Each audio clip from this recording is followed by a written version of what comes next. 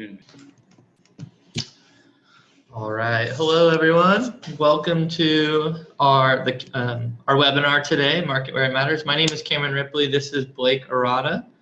Nice to meet you all. We're going to give everyone just another minute here to hop on, and then we'll get started. So hang tight for about one more minute. Thank you.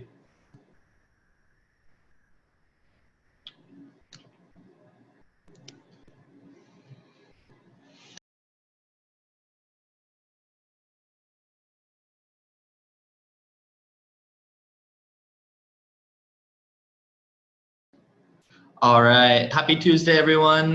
We're going to go ahead and get started with today's webinar. Once again, I'm Cameron. This is Blake Arata. A couple technical pieces before we dive into today's content. If you have any questions along the way, feel free to write those in the chat. Whenever those things come up in throughout today's presentation, throughout today's conversation, we'll be sure to address those. So chat away anything that you have questions about. We might answer both via chat or also bringing it up for the group at large if we think it's applicable for all. As another reminder, we'll be sure to send out today's deck, the presentation deck, as well as a recorded version so you can share that with other team members. But once again, thank you for hopping on, and we hope you get a ton of value out of today's conversation. So I'm going to go ahead now and share my screen and pull up the deck. Okay, which is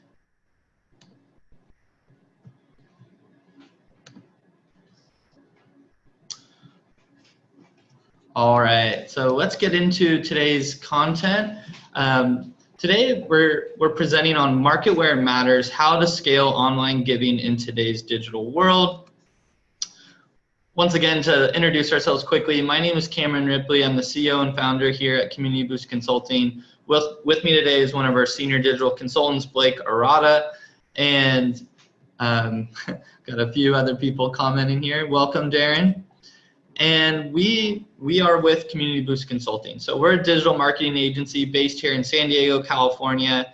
We currently serve over 90 nonprofits from around the United States and world, and from the Statue of Liberty Ellis Island Foundation, Multiple United Ways, USA Basketball, To Write Love on Our Arms, the Trevor Project, multiple humane societies, from all sorts of subsectors. Our job is to help amplify their mission and presence online so we can often drive more revenue, so we can make a bigger impact.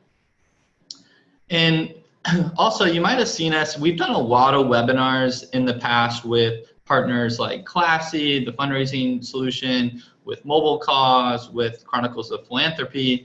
We're actually really excited. This is one of the first times that we're now going to be starting our own monthly content and running it from our own site and building up that audience as well. So if you find today valuable, or if you even have feedback on other types of webinar topics you might want us to dive into, we would love to do that, and we would love your input. And without further ado, let's get into today's content. So really, what are we hoping that you, the audience, nonprofit marketers, walk away with today? We hope that you start to better understand what levers have the most potential to scale online giving for your nonprofit this year. We want you to really understand this foundational concept of how to build a digital marketing funnel, especially when we're trying to attract new donors. We're going to be talking about the Google Ad Grant and how you can qualify and utilize this $10,000 per month Google Ad Grant to its fullest potential. It's one of the things that we're best known for here at Community Boost, so we certainly want to talk about it. As well as how we use Google Ad Grants to generate over $66,000 in additional online donations for one of our key partners during the year-end giving season in 2018. And we're going to be talking about Facebook and Instagram advertising, a channel that we're very bullish on, and sharing some case studies too. There's gonna be a lot of case studies about these key different channels as we talk about how to build this digital funnel. But before we dive into these key tactics, we just wanted to share a little bit about how we see the state of nonprofit digital marketing today. And we have to ask, are you fired up? Because we are fired up. And what do we mean by that?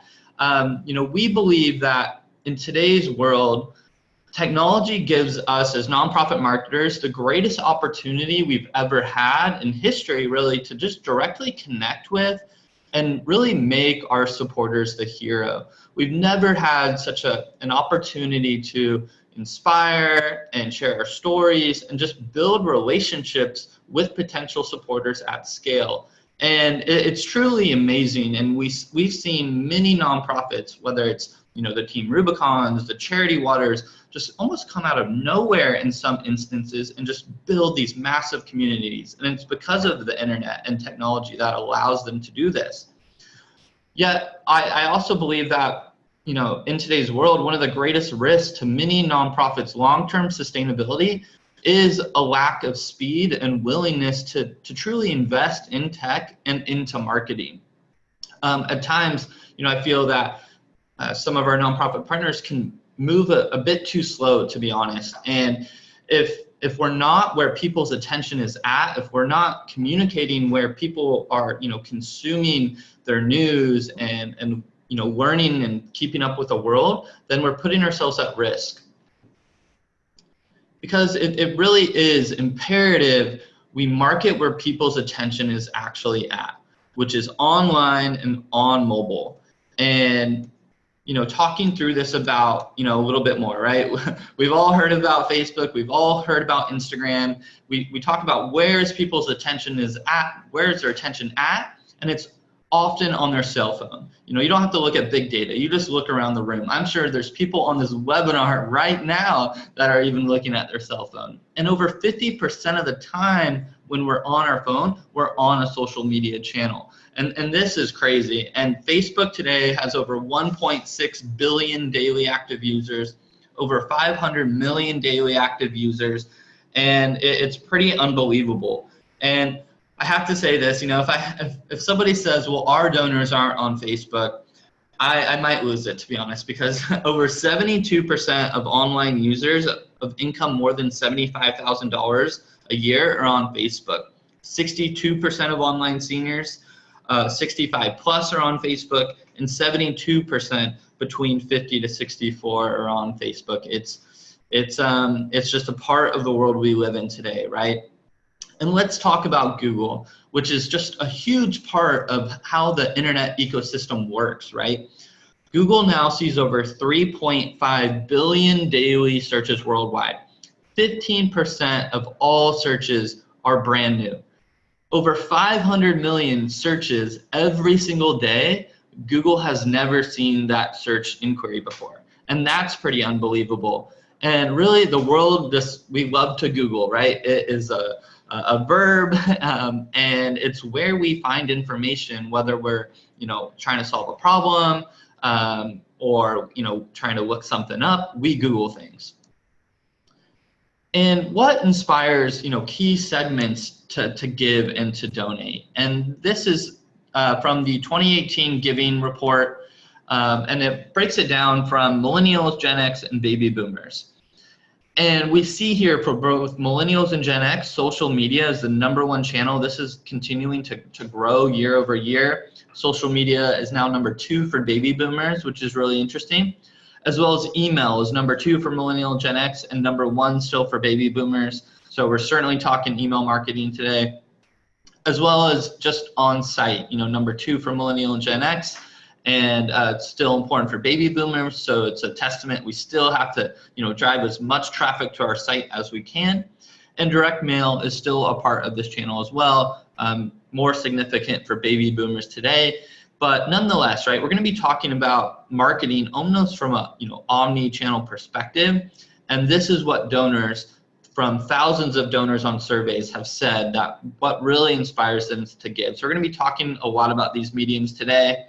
And the last thing that I want to further stress when we talk about the state of nonprofit digital marketing is really, it was from Jean Case, the CEO of the Case Foundation, came out with this great book recently called Be Fearless. And one of her key principles is we have to have urgency, or urgency must conquer fear. And when we think about how we approach marketing and messaging as nonprofit leaders, I think this principle is really important because I promise you the the state of digital marketing for nonprofits, it's not going to slow down. It's only going to move faster. And we have to operate a little bit differently. We have to always be paying attention to where is our audience's attention and marketing where it matters, where their attention is at. And we just have to try things more. We have to play a little differently. It's not about every, if there's a grammatical error in an email copy on paragraph 3, we can't just chastise our teams, because we have to lean on urgency. We have to make moves to really compel our audience and just to be relevant in today's world. So that's, kind of overall how we're feeling about the state of marketing. We want to market where people's attention is at, and we're going to talk about those tactics today. But I also just want to introduce this foundational concept about what is your online marketing funnel, what is an online marketing funnel, right? Because we talk to hundreds of nonprofits from around the world. And often, I would say 95% of the time or more, the key thing we all often want from our marketing efforts is more revenue. It's more donations, it's more ticket sales, it's more memberships, whatever those key business drivers are. And that is certainly fair. And we need to show ROI when it comes to marketing. And so I want to introduce this concept of a business driver. And a business driver is simply a leading indicator of financial success. And have you penned yours? Are you measuring these things? And so if we're talking donations, an example of business drivers would be number of new donors per month, what's your cost to acquire a donor, and what is your average donor lifetime value. These are all levers we can pull. These are all needles we can move to drive more revenue for our organization. So yes, we want more revenue, but when it comes to new donor acquisition, we have to think about it, in this marketing funnel concept. And this is just really important to pay attention to. I just got to note that. You went quiet. Oops. Sorry, we just got a note that my audio got messed up. Can everyone else, can you hear me? Is it just for Karen specifically? If you don't mind typing in the chat if you can hear me, it'd be beneficial. Okay. Karen, I'm sorry, it might be just for you specifically. If you want to go ahead and try calling into the audio, that would be great. Thank you everyone for talking in the chat. But Karen, if there's under the microphone, there's audio options to call in, and that can be helpful too. So, okay, so back to this idea of a new donor marketing funnel. So, as nonprofit marketers, we often talk about how it can take, 7 touch points before somebody donates often, right? And when it comes to driving a new donor online, it's a similar philosophy needs to be applied. We can't always say we're going to spend X and generate Y. We have to measure what that marketing funnel looks like. So this is a pretty general funnel, but it could look like, okay, step 1 is driving more awareness, driving a new website visitor. Step 2 is some sort of conversion. This could be an email subscriber, someone following us on social media. They've shown interest. And then we move into step 3, which is now consideration. We've earned the right to educate them on our mission, on our work, to share our story and share our impact. Then we focus on step 4, crossing that threshold into donating, to investing into our organization for the first time. And then we focus more on step 5, which is advocacy, maybe moving them into a recurring donor, or if they donated $500 for the first time, there might be more capacity and potentially gets passed on to our development team. So, what is your marketing funnel? And I'm going to encourage you at some point to really write down those business drivers that we just covered, and also think about what you can offer on your marketing funnel. And this is just going to be a concept that we're going to talk about as we dive into some of the key channels that we've been seeing really strong results for different nonprofit partners. So, again, when it comes to new donor acquisition, this type of mindset is important because, really we're earning the right to make a donation ask. And if we approach marketing like that, and that we have to really inspire and kind of cultivate a relationship, you're going to see much better long-term results. And I also want to introduce another framework here that we call the POST method, because we're talking online, we're talking digital, and when you pen your business drivers, think about your marketing funnel, and then you go through this exercise of the POST method, it's a fast and it's a focused approach to just aligning your team on what is most important. So the first step here is your P, your people. Who are your key audience segments that you're targeting? And really think about those different personas. Not all personas are of the same weight or priority, to be honest. And you're gonna have to prioritize your time. Then you think about your objectives. What are your quantifiable macro goals that you're trying to, move the needle on, and thinking about those objectives, quantifying the key results that, show success if you've accomplished that. Then you move into your strategy. What is your overall strategy to achieve your objective? And this is kind of, those high-level campaign themes, and, kind of the overall plan to communicate with this audience and drive your objectives. And then you can dive into those top tactics and the digital channels you plan to utilize to really execute on your strategy. Is it heavy social media push? And when you're in the strategy, you're thinking about your scope, your cost, your time, your resources.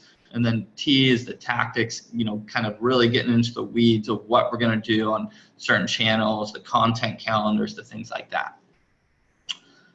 And the last key point before we dive into the tactics we're going to be most recommending is, I'm using this word scale a lot. And as marketers, what do we mean when we say scale, right? And often the thing we're looking to scale most online is typically profit. And profit is a function of revenue over cost. And so this graph here is an example of profit or revenue kind of growing linearly, right, just over time. But when we talk scale, when we're able to increase our average donation revenue through different tactics, and when we're able to optimize what we're doing online and lower our cost to acquire a donor, we're then able to take that gap difference and increase in profit and kind of invest that back into growth. And that is really, when we say scale, what we're referring to. When we're looking to scale, non-linear outcomes, when our virality starts to kick in when we're growing online, that's ultimately when we say scale what we're talking about. And again, when we talk online, when we talk digital, that's often what is most exciting, because calling and phone banking donors can work, but it has a little less scale potential compared to building other marketing funnels. And so that's why we get so excited. That's why we hope you're often fired up too, and your culture is one that's really looking to try new things, see what's working, and really communicate with that audience. So let me just check a couple chat questions here really fast. And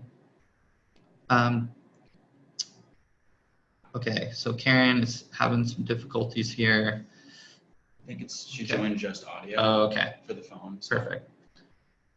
Karen, you might need to try re-logging on. Sorry about that. We'll also be sure to email you the deck and recording as well. Exactly. Yeah. Okay, so now I'm going to pass it over to Blake, again, one of our senior digital consultants here at Community Boost, and he's going to talk through some of our top digital tactics and case studies here. Awesome. So we're going to do a crash course in some of our top channels, best practices and top tips. So we want to start off first with Google Analytics and e-commerce tracking. Then we're going to go into the Google Ad Grant, what that is, how you can get applied for it, how you can use it. Then we're going to touch on Facebook and Instagram ads and how they're such an important asset to any nonprofit marketing. Then we'll touch on conversion design, then email marketing, and then we'll have some time to talk about some high upside channels, some things that we've been testing that we kind of were bullish on, like LinkedIn, paid Google ads, YouTube ads, chatbots, and SMS marketing. So firstly, we want to talk about Google Analytics. It's truly the foundation for any kind of marketing that you might be doing. If you're on this webinar, I'm sure you've heard about it before, But really, the purpose of Google Analytics is that you can't improve on what you are not measuring. If you want to be a great nonprofit that does great digital marketing, you have to have Google Analytics on your site. It helps you see how people are interacting with your site, what pages they're visiting, their demographic information, and then using what's called Google Data Studio reports, you can actually analyze all that data and then make decisions about your digital marketing in the future. It will help you make those data-driven strategic decisions and then also scale your online revenue and impact. So what are some of the benefits of Google Analytics? We kind of touched on it a little bit. You can track and understand which digital channels are driving top of funnel traffic. For example, is most of your website traffic coming from a Google ad grant if you're running that? Is most of it coming from Facebook or social? Is it from your email? Understanding that is so important because then you can put more time and resources into the things that are already working. It also helps you report on the profitability and cost to acquire a donor. You can set up e-commerce with your Google Analytics, or if you're on Classy or some other donation platform, you can tie all that revenue data into your analytics, and you can better understand the journey that someone takes once they're on your site to becoming a donor. So what does that process really look like? The first step is just understanding whether you have Google Analytics already or not. If you do, then you'd want to do an audit and make sure that you're tracking every kind of important action on your site. We call them either a micro goal or a macro goal, depending on whether it's a donation or something a little bit smaller like a visit of a very important key page on your site. If you don't have Google Analytics, then you're definitely going to want to go to any Google resource about analytics and learn how to put that on your site. One thing I want to mention, our processes here are not necessarily a how-to do, but just the high level overview. There's so many resources available on Google. Most of the stuff isn't rocket science, and we're here and available for questions if you have them, but we really believe that if you find the right resource, you'll be able to do most of the stuff yourself. From there, you'd want to set up conversion tracking. So making sure, like we said, you're tracking whether someone donates or whether someone visits a key page. Then you're going to want to use Google Tag Manager. It's a supplement to Google Analytics, but it allows you to track other things on site, like button clicks or whether someone has scrolled a certain amount on a page or not. And then from there, you're going to want to tie it all together with Google Data Studio. It's a very easy to use and free tool that Google provides that allows you to, at any time, analyze the data of your site and see really what's going on behind the scenes.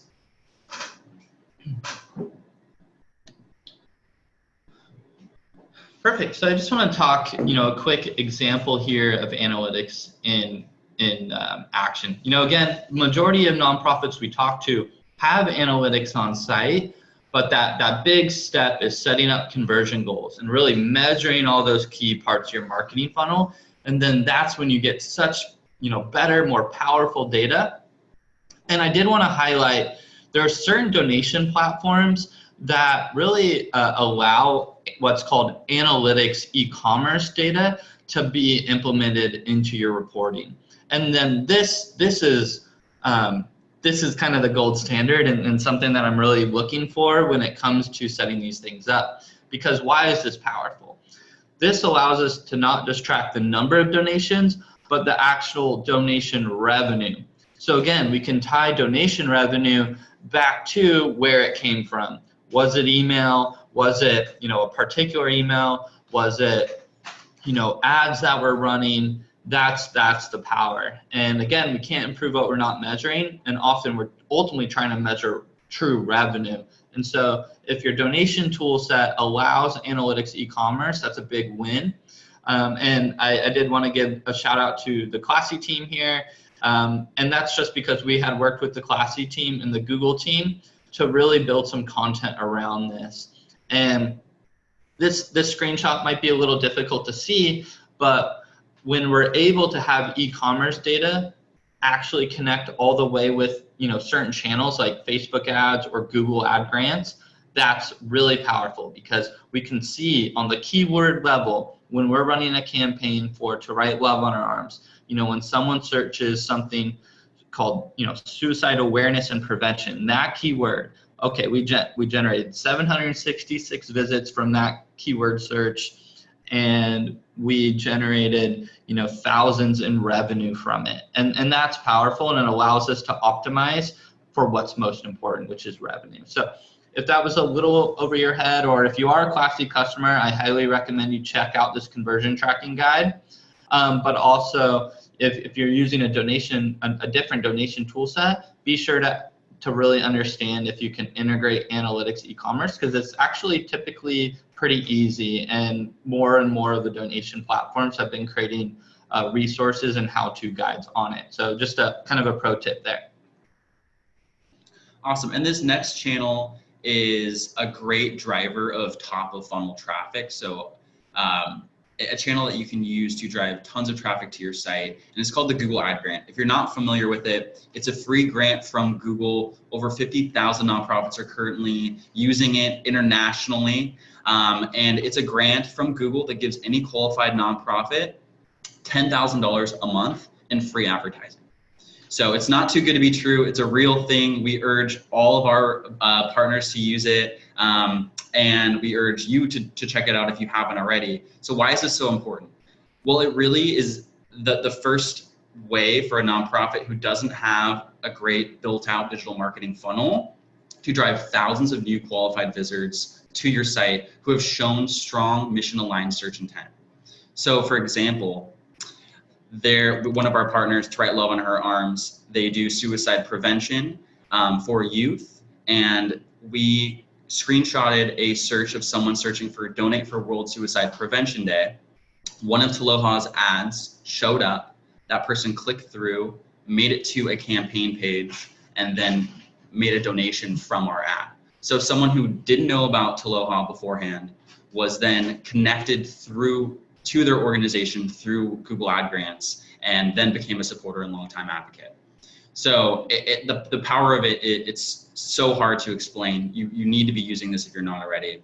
The benefits, really, once you get approved for the $10,000 a month in-kind Google Ad Grant, the grant itself, you get that indefinitely. So as long as the grants are around your organization, will be getting $120,000 a year to advertise online.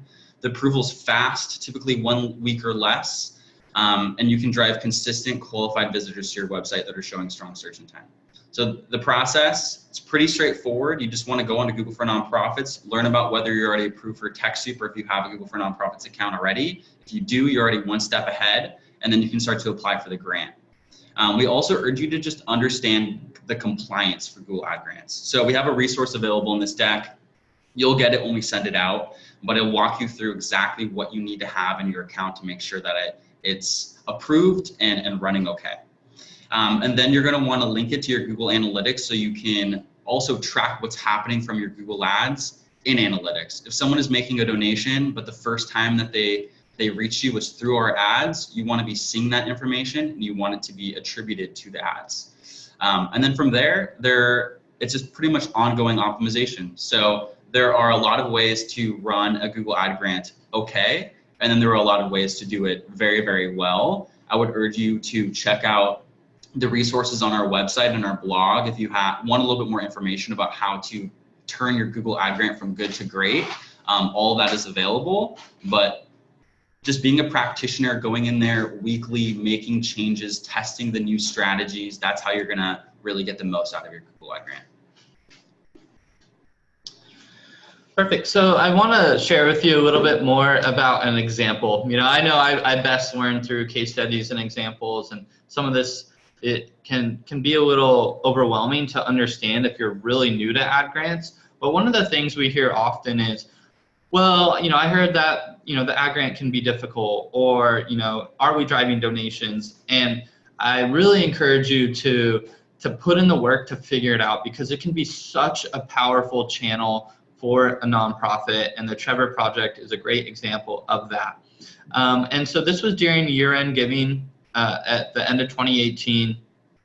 And one of the things I want to stress here is the ad grant, there's two types of visitors. And often when we look at a nonprofit's website's analytics, a lot of the current visitors come from people that are searching the brand name. They already know the organization, right? So they're not necessarily new visitors.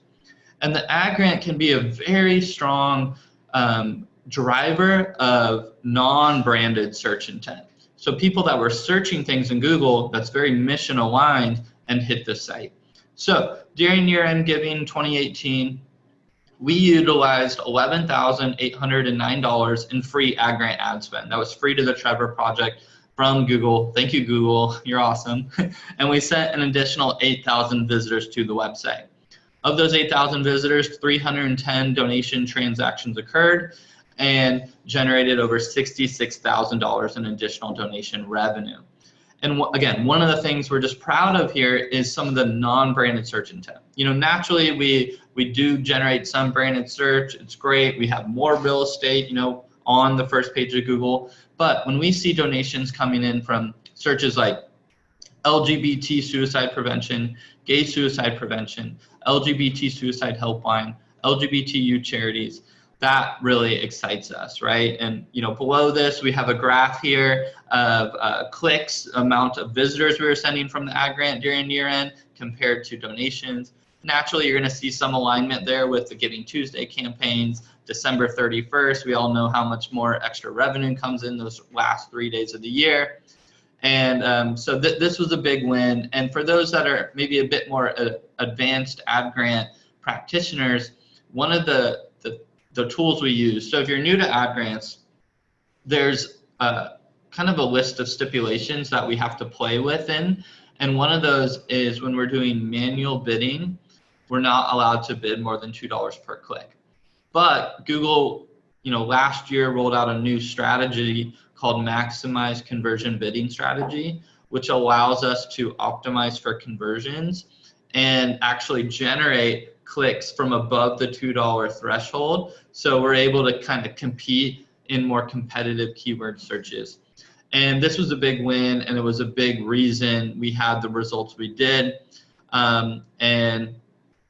And yeah, you know, I can't say, we're fortunate to be one of the first ad grant certified partners that Google has worked with and acknowledged.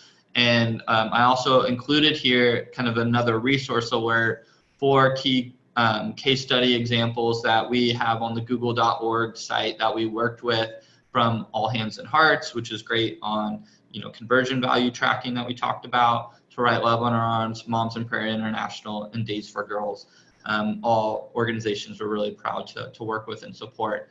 So again, the ad grant is such a strong channel for driving consistent traffic. And I do want to just stress the consistency of it, because you know, once we have that foundation really going, you know, social media and these channels we're going to talk a little bit more about today are awesome, but it's often, you know, what content have you created for me today? And at times when a nonprofit has limited resources, that can be difficult. The ad grant is such a powerful part of the marketing mix because we're driving consistent traffic every single day, potentially hundreds of visitors every day from the grant. And that's why we're just such big fans of it and grateful that Google offers it for the social sector. Next, we want to talk about Facebook and Instagram ads. It's arguably the most scalable marketing platform for nonprofits to drive direct donations in the world right now. We're so bullish on Facebook, and it's a great supplement to any Google ads, Google ad grant traffic that you might be running. So why is Facebook and Instagram ads, why does it work so well? We touched on a little bit earlier in the webinar. It's where people's attention is at. It does a tremendous job of allowing nonprofit marketers to hyper target potential current and past donors, while also providing an ad medium that allows for inspiring and compelling creative. So on Facebook, the one downside to the Google ad grant is that we can't actually do display ads, show imagery, where on Facebook we can create a very compelling, strong video or a static image that is going to get shared and commented on and liked. And all of that virality gives Facebook and Instagram an edge that even Google Ads doesn't have. One of the biggest benefits, though, is the ability to hyper-target. So what you can do on Facebook that you can't, that's unlike any other platform, is actually the ability to upload and target custom audiences. So for example, if you have a past donor list from year end of 2018, you can actually securely upload that into Facebook. Facebook will analyze all of your past donors from 2018 and then compile a new list of potential donors that match the demographics, the psychographics, the interests of your past donors. So it's a very quick way to reach out to an audience that you know exists, you just don't know where they're at. It's pretty unbelievable, and it works extremely well. You're also, in Facebook, you're given a wide array of creative options. We kind of touched on that. Video, images, story ads, it's all brand new, being tested. It's where people's attention is at right now. And we urge you to just test, to be a practitioner. Really, on Facebook, unlike even the Google ad grant, that's something you can get started on today. You could do a small test for $100 to $200 and see how that works. And realistically, that's where you're going to get the most bang for your buck when it comes to digital marketing for nonprofits. So the process of Facebook and Instagram ads, we urge you to get started. You can really just go to this resource that we have listed here to create your first business manager. If you already have a Facebook page, it's just a couple more clicks to get your business manager started. So you want to set that up. Once you've done that, read a couple resources that we have on our site, or find some on Ad Espresso about how to create your first Facebook campaign. Put a couple $100s behind it and try to bring people to your site, learn a little bit more about you, to maybe make an ask and see if they're willing to make a donation if it's an observance month for you. That's really all it takes. It's not rocket science. The only other thing that I'd urge you to do if you're already currently testing Facebook and you're gearing up for year end or Giving Tuesday, make sure you get approved for political content. It's something that we found as a big issue for the nonprofit space. Ads are getting disapproved because they might be politically charged. If you go ahead and get yourself approved for that now, you won't run into issues later on down the line. So we want to walk you through another example here, and one example of how we use Facebook and Instagram ads to kind of further support a year-end campaign that we were running for the Citizens Foundation USA. And we're honestly really proud of this case study. It generated upwards of over a 24x return on ad spend, which we were pretty blown away by. But we often see anywhere from 3x to 10x return on ad spend for nonprofits when we're running Facebook and Instagram ads, kind of during the giving season, or if you are campaigning. And I know at times it can be a different mindset to put more money into marketing ad spend for a nonprofit, but Facebook today, it has become a bit pay to play. That's just the world we're in. Yet the ad platform, I believe, is still highly underutilized, especially by nonprofits. And over the next 24 to 36 months, I mean, this is kind of the golden era of Facebook and Instagram ads for a nonprofit. It won't be this cheap in 36 months when everyone realizes just how effective it is. And so, again, as Blake was mentioning, being a practitioner is what you have to do, and just figuring out these platforms. But some overall top tips here. What do we do for TCF USA? So again, it's not like the ad grant. Unfortunately, we do not have free ad spend. We had to put up our own ad spend. But TCF USA invested $8,800 into Facebook and Instagram ads.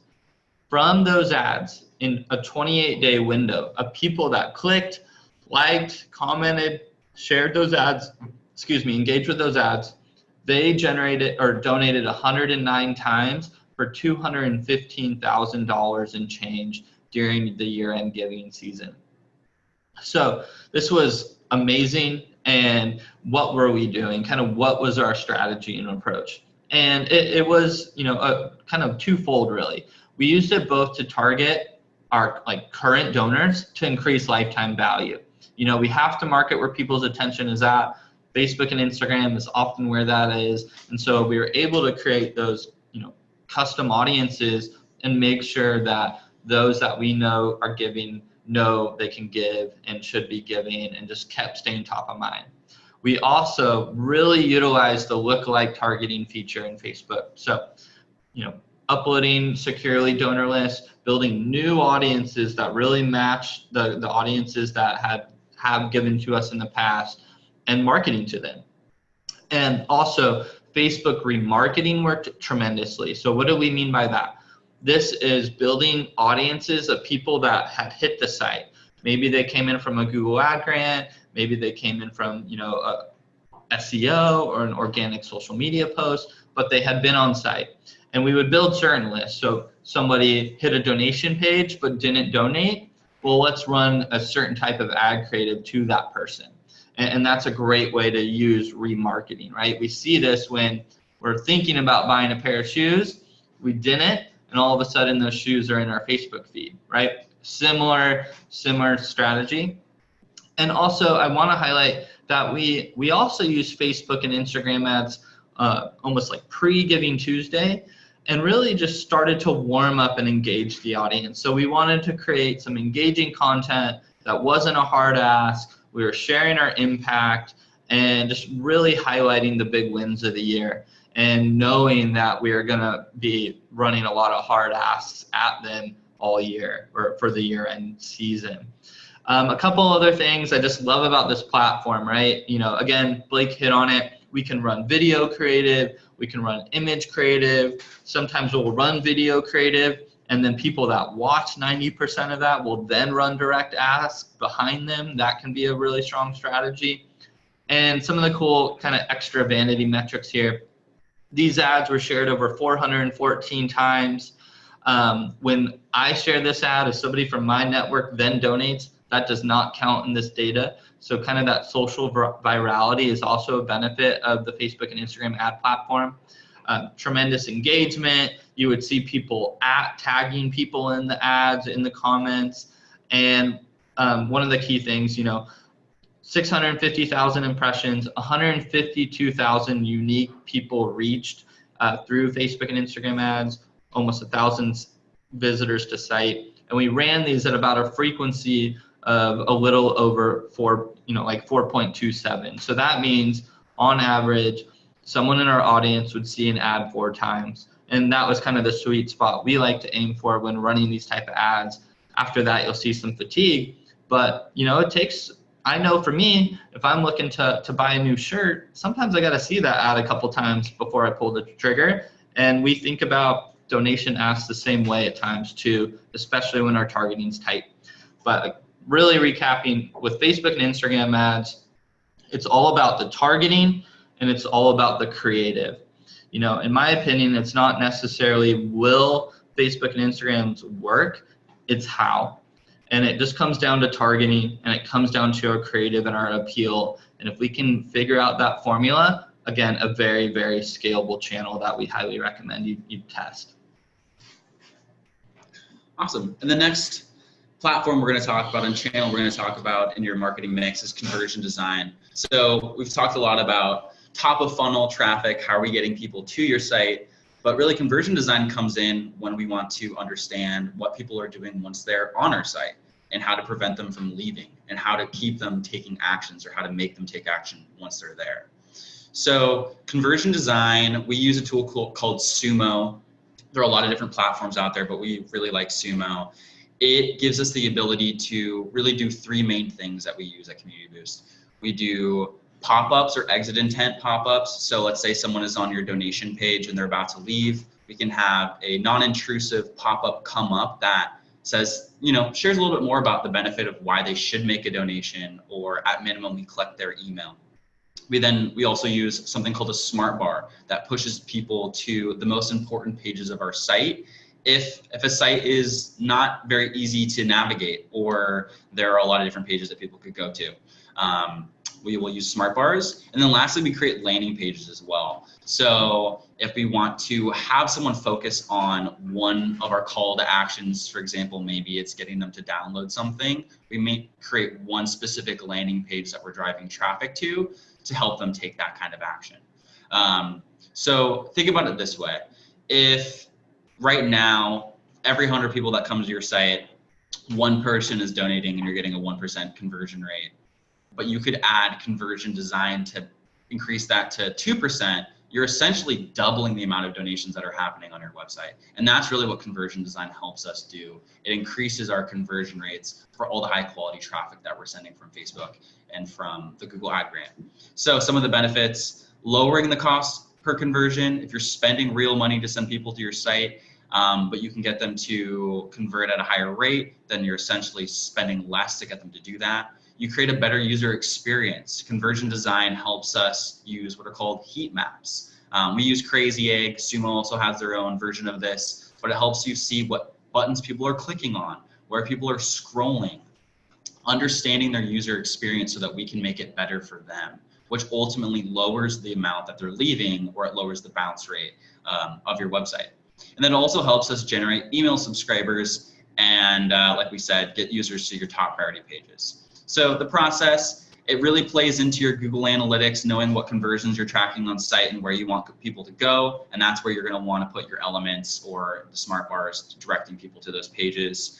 Implement light conversion design. So it comes with a piece of code that you can implement across your site. There are a lot of great resources on Crazy Egg or Sumo. I would check them out. Make sure that once you're collecting that data, you're going in there monthly to analyze it and see how you can make your site better.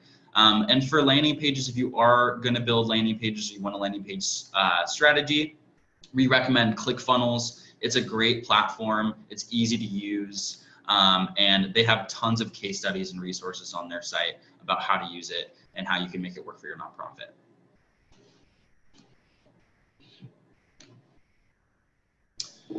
Perfect. So let's dive into a quick example of how we leverage conversion design to just get a bit more out of all the traffic we're sending, right?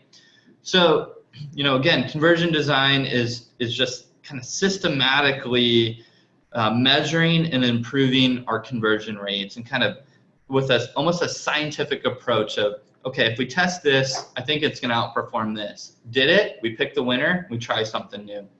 And especially when we start to open up these channels like the Google Ad Grant or like Facebook and Instagram ads, we often have never had that type of traffic. There's times for certain organizations when we turn on their ad grant, it's now 80% of their site traffic, and they've never had that type of traffic. So we want to get the most out of it. And so we were engaged with the Diane Fossey Gorilla Fund, an amazing cause, and we started sending thousands of additional visitors that were searching kind of non-branded search terms, things like mountain gorilla information, adopt a wildlife animal, sponsor an animal. This is awesome, right? When we're seeing that type of search intent in Google, we're excited, but we wanted to get the most out of it. And so there's a few different things we quickly launched. Again, Sumo is a really strong tool to test these things out quickly. And one was an email scroll box.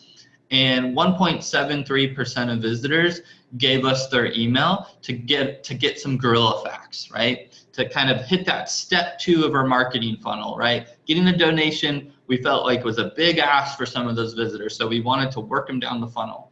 Then we also used smart bars, which I really recommend, whether it's a gala event coming up, or a certain donation campaign, or maybe you're a cancer organization and it's melanoma month and you just really want to push your melanoma campaign.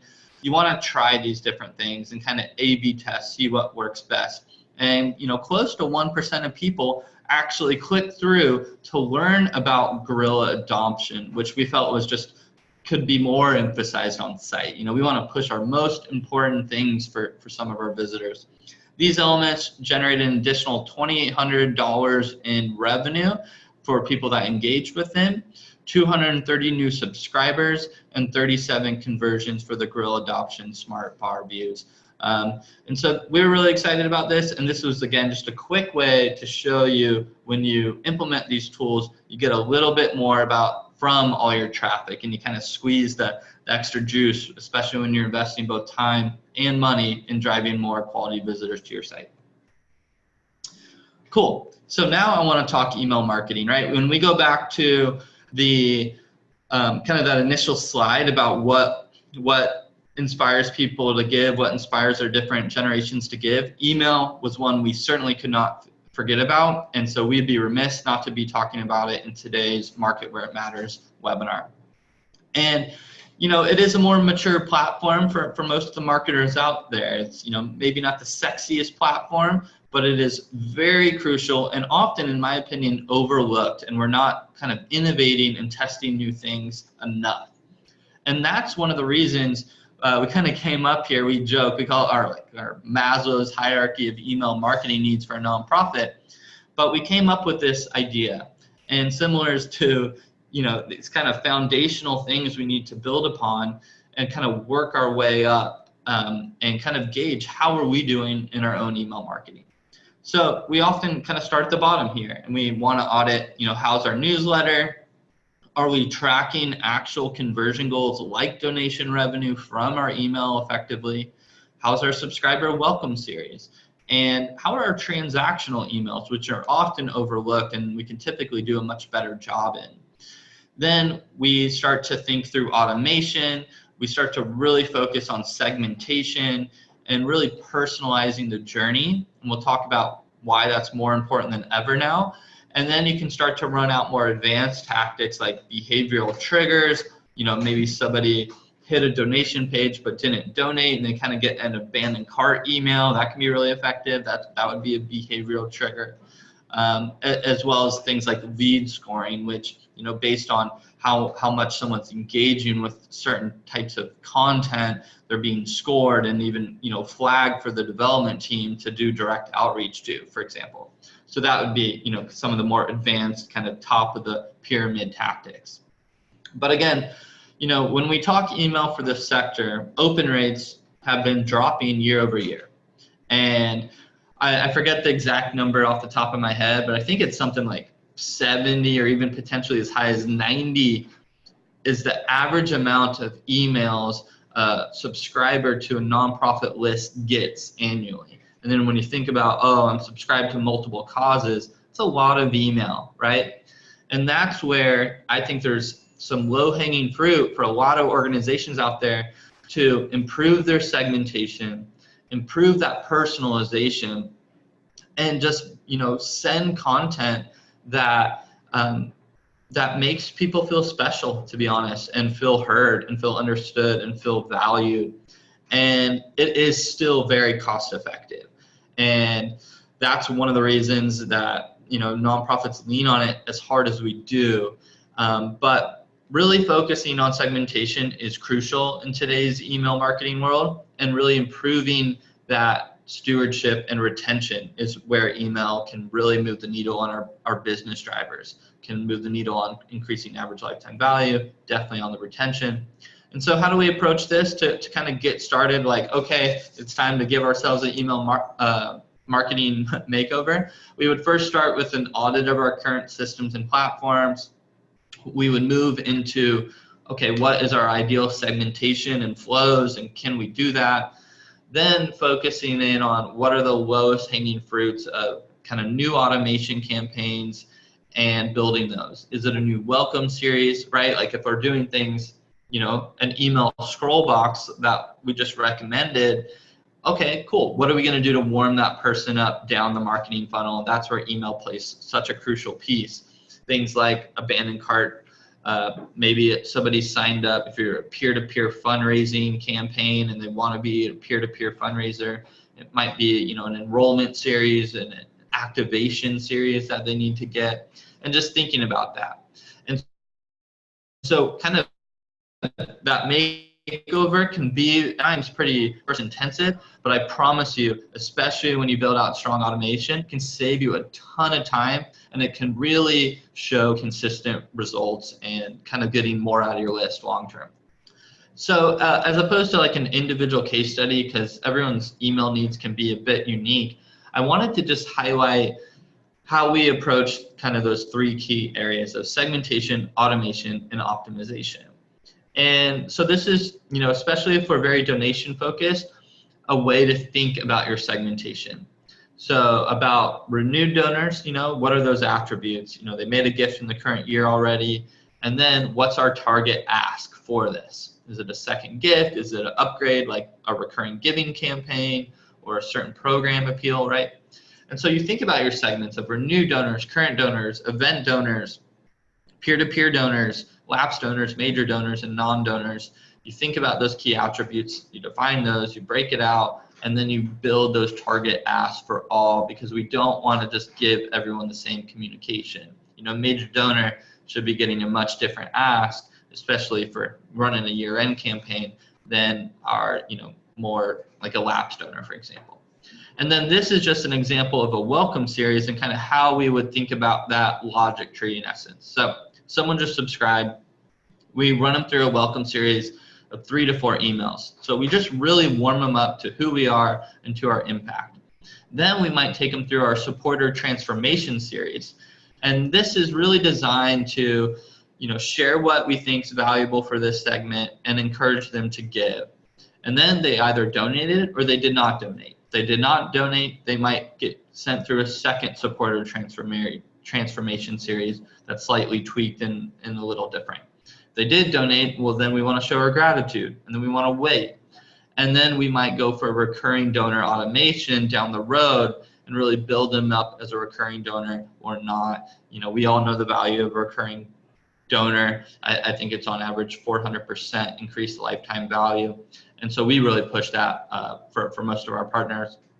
And then if no one just ever donated, right, they're kind of getting our general newsletters and appeals and are in that wider list at this time. So I know that was a lot, but again, it's really unique for your cause.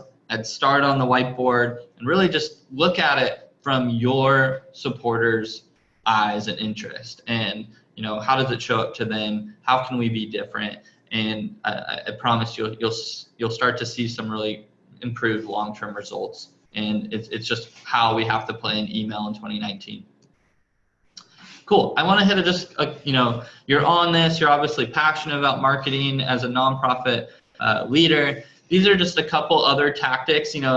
We're almost approaching time now. And so I just wanted to quickly hit on some tactics that we're personally very bullish on here at Community Boost, things we're paying attention to, kind of what's next as a nonprofit marketer.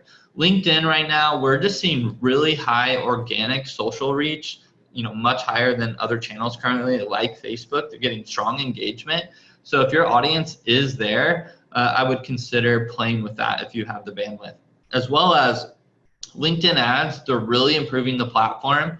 And so especially if you're running certain like CSR plays or trying to build corporate partnerships and you want to target specific companies based on specific job titles, it's a really cool platform for that. We talked a lot about ad grants. I definitely recommend starting there if you're new to Google Ads.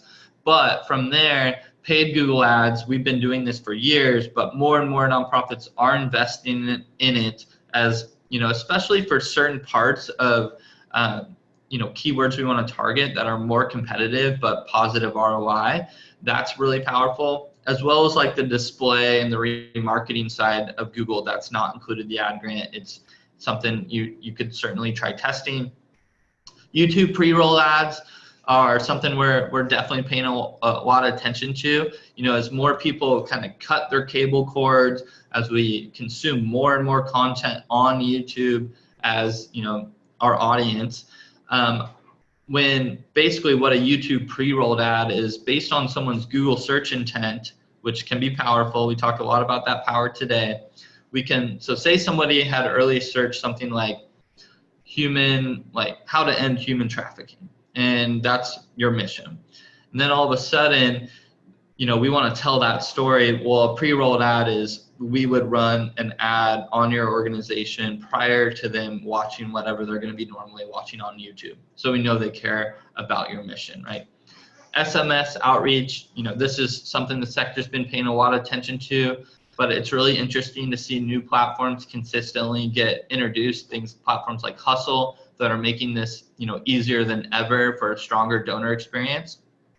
And also, just paying a lot of attention to both live chat and or messaging bots for nonprofits, with like email open rates dropping, messaging bot rates, the open rates are really high, especially things like a Facebook messaging bot.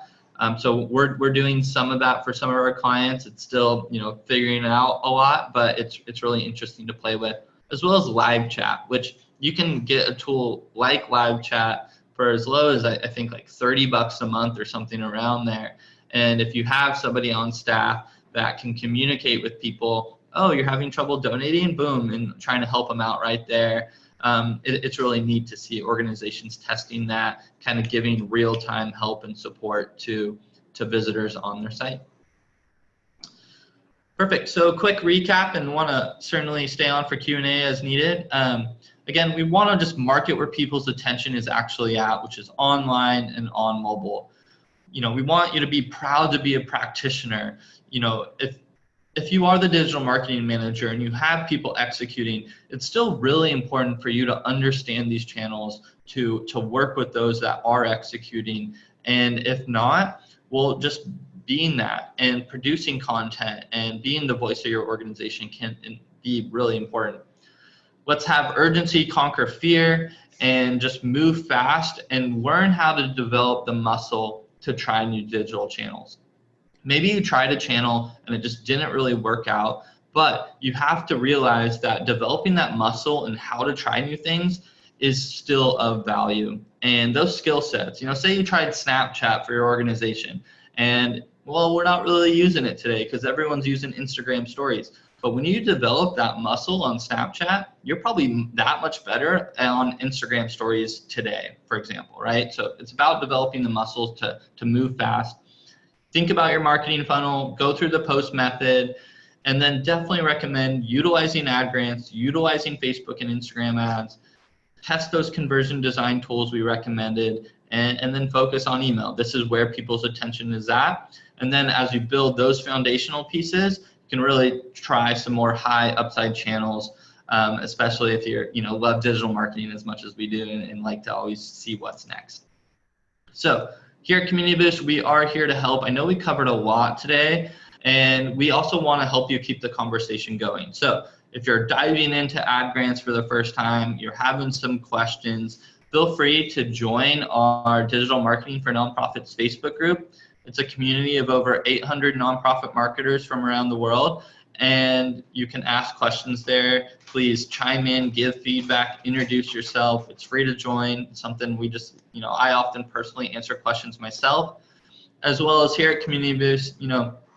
While we're proud to work with, close to 100 nonprofits directly, we always ask ourselves, well, wouldn't it be cool if we could help hundreds, if not thousands? And so we committed to doing a lot more original content. Check out our blog, communityboost.org/blog. Follow us on Facebook, follow us on YouTube, and also please ping us or tweet at us. If there's certain content pieces you'd love us to cover, let us know. We'll create that. And I know we talked a lot about certain channels, or maybe you've tried ad grants and you just didn't get the results you're looking for, or you tried Facebook and you just struggle. We're happy to do complimentary audits to check out what's going, what went well, where can we improve, and any other opportunities we see for your organization. Or if you don't know how to get your analytics conversion goals set up and you want to talk one-to-one, we're happy to do that too. So without further ado, I'd love to just open up to any questions. Feel free to post them in the chat if you'd like, and we'll hang tight here and see if any questions.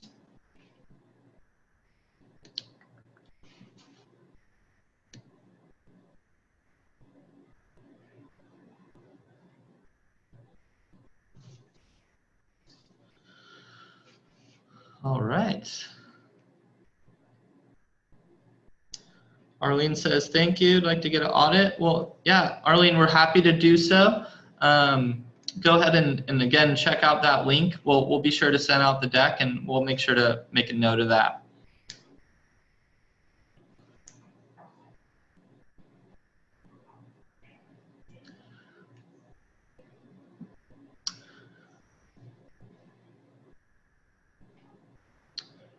All right.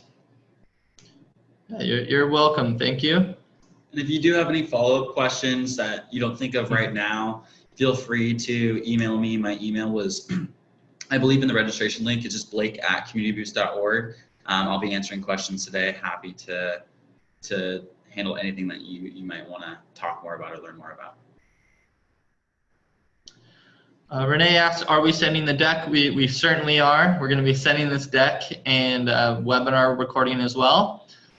And also, again, this was actually our first time really doing this ourselves. We had typically done them with, partners like Classy and Mobile Cause, but we're looking to do this monthly. If you found this valuable, be sure to register. And I think it's actually a pretty cool experience. We're probably never going to have the registration numbers that some of when we do this with a donation platform, but I also think that's really cool. And we like to, create more of a community, and you can ask more questions and it's more likely to get answered. So, all right, thanks, Lori Beth. She said, great information. Sounds like you're new to digital marketing. We'll certainly send this out so you can rewatch. But again, join the Facebook group too. And, as Blake mentioned, at times digital marketing can feel a bit overwhelming, especially when you're new. And I promise you, our team here at Community Boost, we're very passionate and driven for the social sector, but we had to learn a lot of these things on our own, and they are learnable. And even in this webinar, we didn't talk about how to do Google Ad Grants, to the details, because there is so much great content on how to do that. But we'll be coming out with a few more webinars on ad grants specifically, Facebook and Instagram ads specifically. We wanted to kind of start this one that was a bit more, bigger picture. So, all right, well, we'll go ahead and let everyone go. Feel free to follow up. And nonetheless, thank you for your time, and thank you for everything you're doing to really make the world a better place. I know at times that can feel a little cliche if you've been in the nonprofit spaces, for 5 or 20 years, but nonetheless, it's people like you that are committed to making our world better for whatever cause you're working hard on, and so thank you, and we'll be in touch. Have a great day. Thank you.